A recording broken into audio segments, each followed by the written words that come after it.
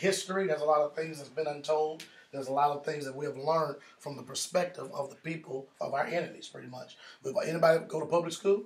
Yeah. All right. So everybody went to public school. That means we've all been trained and educated by our enemies. And I would say you have not been educated. You've really been trained. You've been trained and not educated. And it's almost like the circus lion and the lion out in the wild. The circus lion is trained to get on the chair. The circus lion is trained to open up its mouth, and you can put your hand in it so it won't bite you. The circus lion has been trained to jump through rings of fire. But the lion out in the wild, it's a whole different animal. This lion here you ain't gonna tell it to open up its mouth so you can stick your hand in. Or if you do that, guess what? He's going to bite your hand off. Exactly. The lion out in the wild, he's not going to be jumping through no rings of fire, doing no little pretty tricks. All right? The lion out in the wild, in its natural atmosphere and surroundings, is not going to be like the lion that's been trained and caged all of its life. Are y'all hearing this? Yes. So what we saw on the picture there was Neo. He was inside of this liquid gooey stuff attached to all of these cords. And he had a perspective or an idea of what the real world was, but it was all an illusion. Because that's pretty much what the Matrix is. It's the world that's been poured over our eyes. Are y'all hearing something? Yes. Okay? So that's what the Matrix is all about. And there's been various mind matrix, things that's been on our mind for us not to be able to see, understand, perceive, or know what's happening or what's going on. And in our minds, we're understanding things from a certain perspective, and it's not the right perspective. Even though we're breathing, even though we're walking around and communicating with people, remember what he said in that clip. He asked, "Am I dead?" And it would look like he was dead. He felt like he was dead because he had never been out to experience the real world. How did people felt like that when you first found out that you was a Hebrew, that you was the only one? Yeah. Okay? So that's the same way He's coming out thinking he did something bad is happening to him when really life is happening to him. Yes. Hallelujah. Hallelujah. So we got new life within us. We got new life in front of us, but we haven't all tapped in or understood from the right perspective so that we can begin to really appreciate the things that the Father has for us. Because this thing is bigger than what it seems. Everybody say this thing is bigger. This thing is bigger. All right? Let me give you this blessing here. Numbers chapter 6, verse 22. Numbers chapter 6, verse 22. Read nice and slow and relax, okay? Go ahead. And the Lord spake unto Moses, saying, Speak unto Aaron and his sons, saying, On this wise ye shall bless the children of Israel, saying unto them, The Lord bless thee and keep thee. How many people want that blessing? Yes. Yahweh bless thee and keep thee. Come on. Lord, make his face shine upon thee and be gracious unto thee. How many people want that on them? Yes. Let your face shine upon me. Be gracious to me. Come on. The Lord lift up his countenance upon thee. Yes. And give thee peace. Come on. And they shall put my name upon the children of Israel, and I will bless them. So we are the people that have the name of Yahweh upon us. But of course, you wouldn't know that because you don't see his name in the book. You just see God and Lord. So you don't think that you have his name on you. But his name is on you. It's in you. Are y'all hearing that? Yes. It's powerful. All right? What we need to do is learn how to begin to consider the source. Consider the source of our influence, or consider the source of what has influenced us. Yes. We got to consider the source, okay? There has been an Egyptian, Babylonian, Gentile, Hellenistic influence on everyone in this room. And this influence has been on your mind. Because the battlefield is the what? The mind. The battlefield is always the mind. So all of these nations, boy, we've been in all these captivities. It has always been a battle for our minds. Because the main thing is to deal with these children of Israel wisely. We can't make it be obvious, because if it's obvious, maybe they'll see it and walk away from it. But if we can deal with them incognito, deal with them in a way that is not easily discernible, then we might have a shot with pulling the wool over their eyes, Yes. having them in an illusional world while we're doing what we're doing in the real world. Yes. See? So that's all we saying, trading sorrows. I'm going to trade the illusional world for the real world. Okay. So I'm going to take the other pill. I'm going to be woke up. Okay. Hallelujah. And the direct result of the influence is the shaping of our attitude, shapes our behavior, and has had a negative effect on the way we process our thoughts and information. That's what these captivities have had on us. It has had a negative effect on our attitude. Our attitude is just poor. Our attitude is the direct result of the captivity we're in. Yeah. Our behavior, the way we behave, is a direct result of the captivity that we're in. Right. And then we receive information and we're filtering it through the people who taught us. Yeah. So even the filter is jacked up. So look like we're in bad shape, don't it? Okay. All right?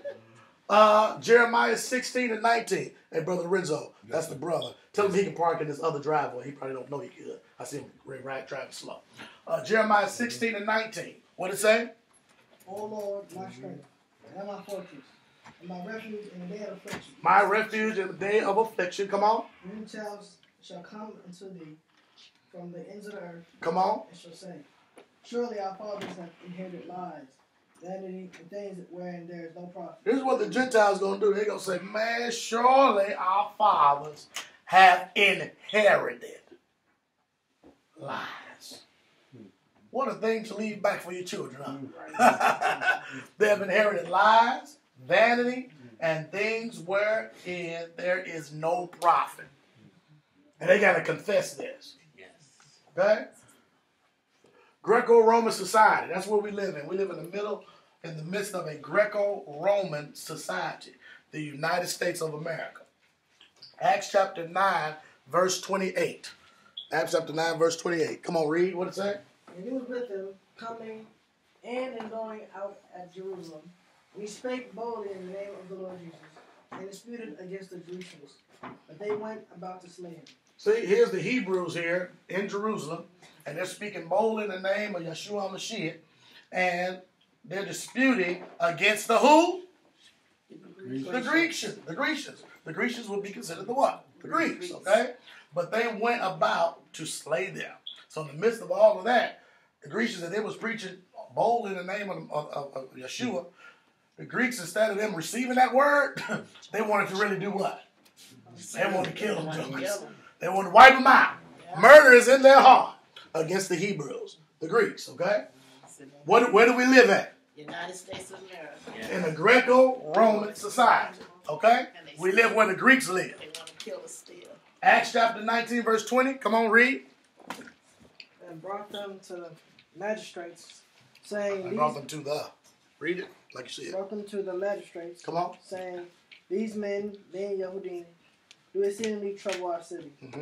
and teach customs which are not lawful for us to receive, neither to observe, being Romans. So here we have again Hebrews, Yadim. They troubling the whole city. Ain't that what they call you now? You gonna trouble on the whole city. Look at them folks. They call you black folks though, right? Right. Look at these black folks. They troubling the whole city, getting everybody in the uproar. And it says, why? These Hebrews are teaching customs which are not lawful for us to receive, neither to observe, to do, being what? Romans. So that means whatever the Hebrews have is unlawful for Roman people to even have or to do or to consider. They can't consider the things that these Hebrews are doing. Are y'all hearing that? Yes. Y'all follow so far? Yes. All right. Where we live at now? A Greco-Roman society. All right. So I broke down Greece and I broke down the Roman. Okay. Which means we act like what? Greeks and Romans. Not only do we act like them because this is the society we've been trained in, not educated, we've been trained. We talk like Greeks and Romans. Yes. Don't everybody speak English? Yeah. Everybody say good morning. Yeah. Right? That's right. We think like Greek and Romans. Yes.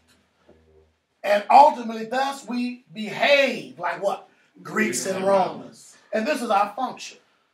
Everybody say function. Function. Function is very, very, very, very important. The way you function, you don't function like a Hebrew, even though you may have a shirt on that say Hebrew on it. Got a menorah on mine. That doesn't necessarily mean you're functioning like a Hebrew, because you've been trained by who? The Greeks and Romans in this society. Ain't that something? Mm-hmm. We are Hebrews with a mind like the Greeks and the Romans. That's off the chain. Mm-hmm. What do we do with a mind that functions like that, but on the core of the blood that's running through our veins is our complete different people with a different complete function, with a different complete mindset, behavior? What do you do? Y'all hearing this? Yes. Y'all see the matrix now? Mm-hmm. So that means we have not even considered the source of influence that's on our minds. So when you come to share with somebody this truth or try to give them a little truth or give them something, they're already fighting with you. They already got their antennas up. They already got the wall up. Why? Because that's how they have been trained. Shabbat shalom, family. Hallelujah. Bless y'all. So we have to consider the source that has been influencing us all our life. Yes. Y'all walking with me? Yes. Okay? So our minds have been affected by the Gentiles, and the only way to get a blueprint or a model of righteousness is to come out of her and be influenced by the life of the ones that were given the blueprint. And we already know what the blueprint is. It's what? The Torah. Everybody shout Torah. Torah. Hallelujah.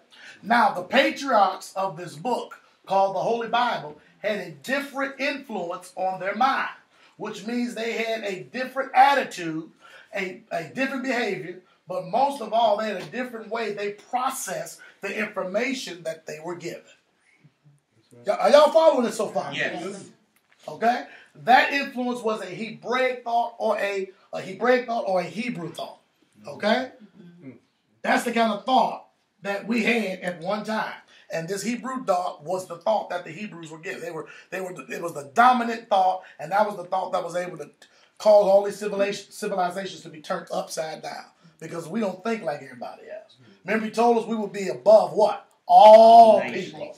Right. Why? Because we think differently. Which means if we think differently, we act differently. Right. Means we act differently, we got a different attitude and behavior. Y'all walking with me? Yes. Okay? Oh, I'm ahead of myself. They acted like what? Hebrews. They talked like what? Hebrews. They thought like what? Hebrews. And ultimately they behaved like what? Hebrews. In other words, they functioned like their Elohim. Ooh, I'm preaching something here. Go ahead, They functioned like the Most High. Yes. Yes. Like we want to. Exactly. That's why we saw the Messiah walking on the water Yes. late at night. All the disciples on the boat, they said, who do you reckon that is? I don't know. Look like a ghost to me. Look like some man. It can't be a person. And then Jesus said, it's I, it's me, just settle down. What are you doing? Walking on that water. I'm coming to you. What it look like? I'm walking on water, man. Peter said, only one had the nerve to say, well, if it's you, let me come out to meet you. Just stay where you are. Let me meet you halfway, you know. Yeah. And Jesus said, come on, man. Let's walk the water together. Come on. Now, imagine it now. Water. You in the boat. You just asked the question, and you thought the response would be like, no, you can't come out here. Only I can do something special like this. But no, he said, come on and do it too. All of a sudden, Peter was put on the spot. Now he got to muster up enough courage. He had muster up enough courage to ask the question. Now he got to muster up enough courage to do the act now. Yes. Get out the boat. Can you imagine? You know, like, I'm gonna go down. I feel like. Let me see. Oh my goodness! I'm on the water. Whoa! Wait. Now, imagine all the ones that he left behind that was in the boat. Imagine how they felt. Man, look at this. He's walking the water. Look, y'all. Look. Oh, my goodness. Here he is. He's walking the water. And all of a sudden, what the story say? He started looking at the storm and the winds and all of that stuff. Yes. And he ended up sinking in the water. Right. But he got so close to the Messiah that he was arm lengths away from him. Because the story says that Jesus reached out his arm. So you get that close. Arm's length. Arm's length away from the Messiah. Then the Messiah picked him up and they walked the water. Normally when I would hear preachers talk about that, they would say the only person in the world that ever walked the water was Jesus. Not understanding and knowing that Peter walked halfway there to him and then got out the water and then walked all the way back to the boat with him. So I guess there was two people that walked the water instead of one. Are y'all hearing that? Yes. So the Hebrews had a different thought process, a different behavior, different function. And it caused them to be like the Most High. And that's what made them above all other people. Y'all hear that? Yes. Remember, it was said to Moses, Moses, you're going to be like an Elohim. And what was Aaron supposed to be? Be like the prophet. Y'all seeing this? Yes. Why did they want to crucify Jesus? He said he made himself like what? Like God. He made himself equal with him by calling him, I'm his son. Whatever I see him do, I do too. My kingdom ain't from this world. He was talking to him like that. They said, he's blaspheming. Yes. And then he said, before Abraham was, I am. That really got him in. That really ticked him off. You ain't nothing but, you ain't 50 years old. You saw Abraham. You see? So the Messiah is showing us something and telling us something. And then he says, all power that I have, I'm giving it to y'all, my disciples. The same thing I do, y'all going to be able to do greater. Amen. Anybody ready for the greater works? Yes. I'm ready for the greater. All right? So the Hebrew thought and function was totally different from the Greeks, the Romans, and everybody else. Okay? So thus, the same influence that was on Abraham, the same influence that was on Isaac, Jacob, Moses, Joshua, Yeshua, Peter, James, John, Paul, has to be the same influence, has to be on us in order for us to function truly as the people of Yah. So y'all ought to say, rain on us. Okay. Did we sing that song? We sing rain on us, breathe on us, send your spirit. Yeah, we sang that, didn't we? For a long time we were singing that. So now we need to wait. We just say, Father, do it now. Breathe on. Let's manifest the same works He did. Yes. All right. Let's do it. Let's do it. Okay. All right. But it's going to take some faith to do it. Yes. All right. These are all a lot of the captivities we've been in as Israelites. We was in the Egyptian captivity. Do y'all think the Egyptian captivity played a role in our minds and our thinking? Yes. What about the Assyrian captivity? Yeah. What about the Babylonian captivity? Yeah. Okay. What about Persians and Greeks? Roman captivity, American. See, all these captivities did something in our mind. It took away the Hebraic thought, and it made us think and function, be trained like these people are. So our thought of the Hebraic thought was lost. But now we're trying to get back and gain back our righteous mind, and the righteous mind is the Hebrew mind. I thought somebody would say hallelujah. I want my righteous mind back. That means I have to start thinking like a Hebrew. I have to have that Hebraic thought restored back to me. See, and nobody is crying out, restore. Father, restore the Hebraic thought. Restore it back. Y'all ought to say that now. Father, restore it. Restore the Hebrew thought. Come on. Restore it, Father. Y'all getting stirred up in here? Yes, sir. Okay, so our minds have been affected by these nations, and the only way to get the blueprint or the model of righteousness, we have to do what? Come out of her. Everybody shout, come out of her. Come out of her. And be influenced by the life of the ones given the blueprint. And the blueprint again is what? Torah. All right? Blueprint, Torah. So put that in y'all minds. Y'all got a visual now. Glory to the King. Deuteronomy 31, what it say? And it shall come to pass, when all these things are come upon thee, the blessing and the curse, which I have set before thee, and thou shalt call them to mind among all the nations, whether the Lord thy God hath driven thee. So in other words, you're going to call all of these things, these blessings and these curses, you have to call them to what? Mind. See, you see how the mind has been affected? Because some of us can't call none of that to mind. But what happens to your mind when you start able to call those things to mind, and you start saying, hold on, look, why are we the only one? Yeah, look at the condition of our people. You start calling these things, start coming in your mind. Because the mind is the what? Battlefield, the battleground. So he says the first thing you have to do is call these things to mind among all the nations whither Yahweh, the Elohim, has driven thee. Come on.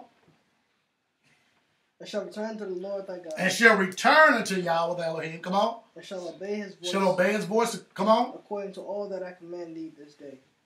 Thou and thy children, with all thine heart, and with all thy soul. So he don't want you doing it halfway. He don't want you doing it partially, but he wants you to do it with what?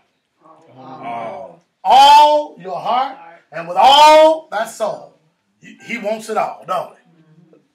That rhymes. Maybe a song. Okay, verse 3, what does it say?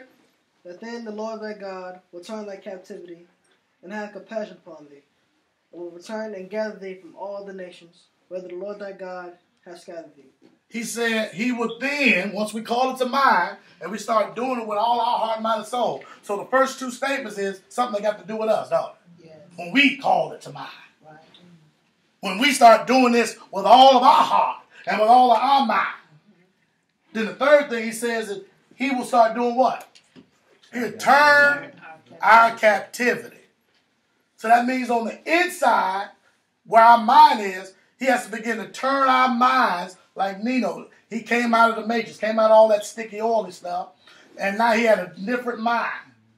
And you got to be worked on. You got to have somebody working on you like he was being worked on. Somebody giving you this truth in increments, getting it to you so that you can be built up, so that you can know what's going on and what's happened and what you have missed out on all this time while you've been in the matrix. Y'all hearing it? Yes. And he said he's going to turn back captivity and he's going to have compassion upon thee and he's going to return. He's going to send somebody to get you and gather thee from all the nations whither Yahweh thy Elohim has scattered you. Ain't this beautiful? Yes. So we got to have a blueprint, which is the Torah. Revelations 18, 1 and 3. Come on.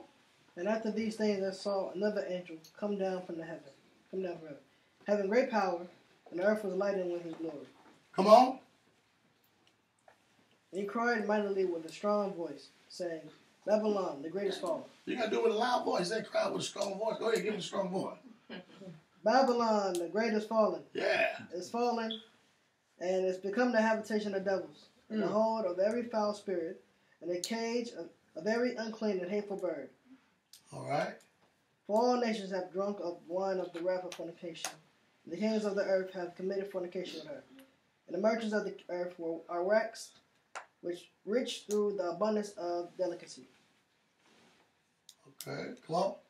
And I heard another voice from heaven saying, Come out of her, my people, that ye be not partakers of her sin, that ye receive not of her plagues. Everybody say, come out of her. Come out of her. And the main reason he wants you to come out of her is so that you won't be a partaker with her sins. Mm-hmm. And you won't obviously receive of her plagues. How many people don't want to be partakers with her or receive no plagues? see, everybody should feel that way. Right. But in order for that to happen, it's going to require us to come out first. Right. And once we come out, then our understanding will get clearer. Okay? Just like Nino was. He came to come out of that stuff before he was able to see it from a different way. Jeremiah 51 and 45, what did it say? My people, go ye out of the midst of her. Deliver ye every man his soul from the fierce anger of the Lord. See, go out of the midst of her, my people. Get out of that place. Come out. Go out. And deliver ye every man his soul from the fierce anger of Yahweh. See, don't want to get those plagues. Don't want to get that anger on. We want to get that off of us, okay? But we got to come out. So Babylon is a symbol of Satan's entire infrastructure and delusion and deceit. Babylon, this is what Babylon influences. Babylon influences businesses. Babylon influences governments. Babylon influences media. Babylon influences arts, entertainment. Y'all know he influenced that, don't you? He influences the family. structure and what it's supposed to look like. Satan influenced. This is Babylon's influence. He influences religion. Remember Nebuchadnezzar? He said, I'm going to get me a religion going.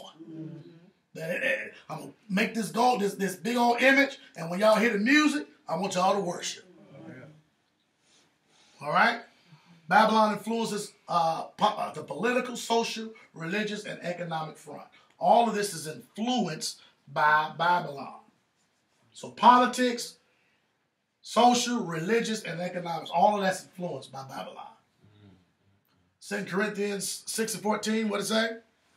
Be ye not unequally yoked together with unbelievers. But guess what we are? We are yoked up with unbelievers. We tied up, yoked up, twisted down with unbelievers. But the admonishment is for us not to be unequally yoked together with unbelievers. Come on. For what fellowship hath righteousness with unrighteousness? Well, what fellowship does righteousness have with unrighteous? Well, really, what fellowship do unrighteous and righteous have? You don't have. You don't have any, right? Come on. For what communion have light with darkness? What? If I turned off this light, guess what's going to appear? Darkness. Then when the darkness comes, I hit on the light, darkness is going to leave and light going to come in. They ain't going to never be coexisting. Y'all hear this? No fellowship whatsoever. Come on. And what concord hath Christ with Belial? Or what part hath he had that believeth with infidel? So in other words, how can Christ and the Belial, what kind of fellowship or connection can these two have? All right? So we need to understand that. There's no fellowship whatsoever. Come on. And what agreement hath the temple of Yah with idols? But ye are the temple of the living Yah. As Yah hath said, I will dwell in them, and walk in them, and I will be their Yah, and they shall be my people. Y'all hearing this? Man, he's going to dwell in us. Not only dwell, but he said he's going to walk in them. Have Father been walking in anybody lately? Yes. He says, I'm going to be their Yah, and they're going to be my people. Because we have no fellowship with all of them. And then the last admonishment is what? Wherefore come out from among them, and be ye separate. Come out from among them and be ye separate. It sounds like the Father's a separatist, don't it? I guess we're all supposed to come along and get together and sing Kumbaya together, right? It's like he telling us, come out of her, come out from among them, deliver your soul, run out, don't have nothing to do with works of unrighteousness. And again, wherefore come out of among them and be ye separate, says Yeshua. Come on. Says Yeshua, and touch not the unclean thing, and I'll receive you. Say, don't touch the unclean thing and I'm going to receive it. Y'all get that? Yes. Come on. And will be a father unto you, and you shall be my sons and daughters, saith the Yeshua Almighty. Y'all got it? So come out of Babylon is a life-changing event. It's not something that you could just come out of in one moment, in 1 second, in one instance. It takes a process of coming out of her. Y'all hearing that? Yes. So everybody take a deep breath in, deep breath out. All right? Because we start talking about coming out of her, I've been thinking, man, we got to pack, we got to be on the midnight train to Georgia. So relax, it's a coming out of her is a life-changing event. All right? It's not going to happen overnight. All right? Because ain't nothing you got to hurry up and rush, but you need to be working towards it. Okay? Yes. You need to have first of all, your mind has to be renewed and transformed so that you can begin to work on it. Okay? Because there are some steps and some things you need to know in order to come out of her.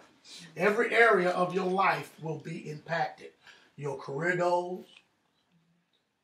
People have career goals. People think that things that they want to do. But when you start coming out of her, you start to look at this thing from a different perspective. And you're like, man, maybe I won't go into that career at all because that's not, it's been influenced by Babylon, but I see another path, another way that may be better than that way for me to avoid hardship in my life. So your career goals, educational opportunities, all these things will impact you coming out of her. Friendships and associations, we all know that, right? Yeah. People don't want to have nothing to do with you no more. You're talking crazy to them. So we gone. You talking you're Hebrew and talk about all this crazy stuff, talking about keeping commandments and creating new world. Man, I don't have nothing to do with none of that, bro. Keep me in the matrix. Keep me plugged up to this system and to this world and let me function like that. Are y'all understanding that? Yes. Okay? Your church affiliation. your lifestyle, your diet, the way you dress, your entertainment, all of these things will be affected when you start talking about come out of her, my people. And you actually start moving towards that. Y'all walking with me? Yes. Job 9:24. I'm almost finished. The earth is given into the hand of the wicked. The earth is given into the hand of the wicked. So Babylon is Satan's entire infrastructure of lies, delusions, and worldly allurements. Okay? And we need to know that the whole world has been given over, come on, what? Into the hands of who? The wicked. Okay? Revelations 11:15, what does it say? And the seventh angel sounded, and there was great voices in heaven saying, the kingdoms of this world are become the kingdoms of our Lord and his Christ. When are we going to start declaring that? When are we going to... See, heaven has already said. The seven angels sounded, and there were great voices. Where at? In heaven. In heaven. And they were saying what? The kingdoms of this world are become the kingdoms of our Lord and his Christ. Y'all see that, right? See, those voices are already declaring that. Now, what is the Lord's Prayer we just prayed? Let thy kingdom come. Yes. And that will be done. Come on, come on. On what? Earth, as it already is, what? In heaven. So these voices already declared it. Right. Now we're trying to catch it with them. So we can start declaring the same thing. The kingdoms of this world are become the kingdoms of our Yah and his Christ. And he's going to reign forever and ever. Why? He's going to reign in us. Hallelujah. Yes. When we set it up. Y'all hearing this? Yes. Okay. Daniel 12:1-4. Read. And at that time shall Michael stand up, the great prince which standeth for the children of thy people. And there shall be a time of trouble, such as never was since there was a nation, even at that same time. Come on. And at that time thy people shall be delivered, everyone that shall be found written in the book. So there's going to be a time of trouble like never before has ever been seen on the face of this earth. And everybody's trying to find a way to hide. Everybody's trying to get a place to be fenced in. People are running out to the country, running out to the wilderness. They're trying to cover and hide themselves. What they're really doing is hunkering down. But the book has already declared what's going to happen in those times of trouble. He just said it. That this time is coming upon the earth. But what did it say about the people of the Most High Yah? They shall be delivered. And they shall be delivered. That's a good place to shout right there. Y'all remember Y2K when 2000 was coming? And everybody, boy, started getting together, boy, getting water, getting food. Talking about the computer's going to crash.